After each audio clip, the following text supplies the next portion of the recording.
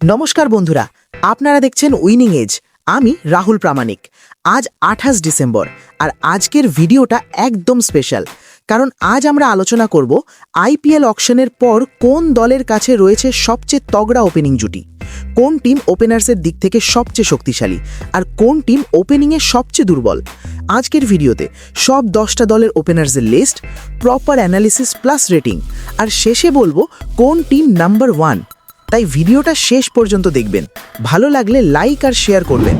নতুন হলে subscribe plus bell icon চাপতে ভুলবেন না। চলুন শুরু করি। Kolkata knight riders, KKR.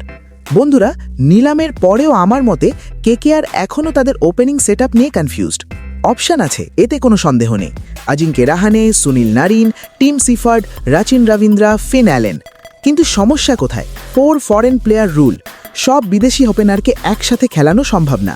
এই কারণেই সম্ভবত আমরা দেখব Ajinkya Rahane plus Sunil Narine opening করছে। সুনীল নারিন ওপেনিং কেন?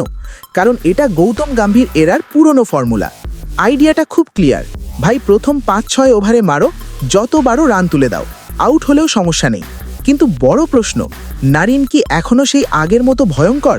নারিন এজ ফ্যাক্টর কি তাকে আটকাবে না? নিয়মিত পারফর্ম করতে পারবে তো? এই সব প্রশ্নের জন্যই কেকেআর ওপেনিং এখনও সবচেয়ে দুর্বল। 2. Lucknow super giants. এলএসজির ওপেনার্স নাম শুনলেই ভয় লাগে। Nicholas Pooran, Mitchell Marsh, Aiden Markram, তিনজনই international match winner, big stage player. কিন্তু এখানেই সমস্যা, তিনজনই বিদেশি। যদি ওপেনিংয়েই দুজন বিদেশি খেলান, তাহলে মিডল অর্ডারে কাকে খেলাবেন? 2. বোলিং অলরাউন্ডার কোথায় ঢুকবে? আইপিএলের সবচেয়ে বড় ফাঁদ এখানেই, যে ওপেনাররা না চললে ব্যাকআপ নেই।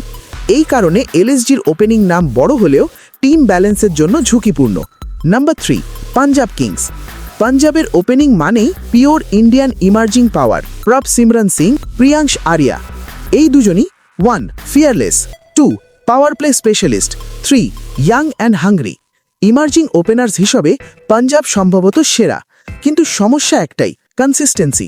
একটা ভালো সিজন যথেষ্ট না, 2-3 বছর টানা রান করতে হবে। এই কারণেই অন্য বড় টিমের তুলনায় একটু পিছিয়ে। 4. দিল্লি ক্যাপিটালস। একসময় আইপিএল মানেই দিল্লির ভয়ঙ্কর opening, Prithvi Shaw plus David Warner. Power প্লেতেই ম্যাচ শেষ করে দিত। কিন্তু সময় বদলেছে বন্ধুরা। বর্তমানে KL Rahul solid, tested, proven. সমস্যা একটাই, কেএল রাহুল একা ম্যাচ জেতাতে পারে, কিন্তু ওপেনিং জুটি একা হয় না। পৃথ্বী শ যদি পুরনো ফর্মে ফিরে আসে, Delhi top 3। 5. Chennai Super Kings. Chennai মানেই কাম, ট্রাস্ট। সম্ভাব্য ওপেনিং: 1.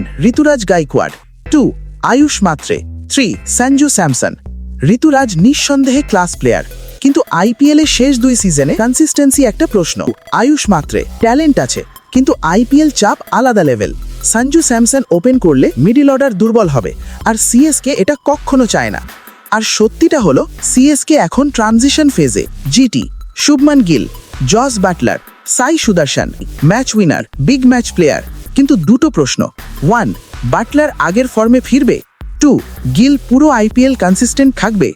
যদি দুজনই চলে, জিটি সরাসরি টপ 2। মুম্বাই ইন্ডিয়ান্স, পুরনো ভয়ঙ্কর জুটি।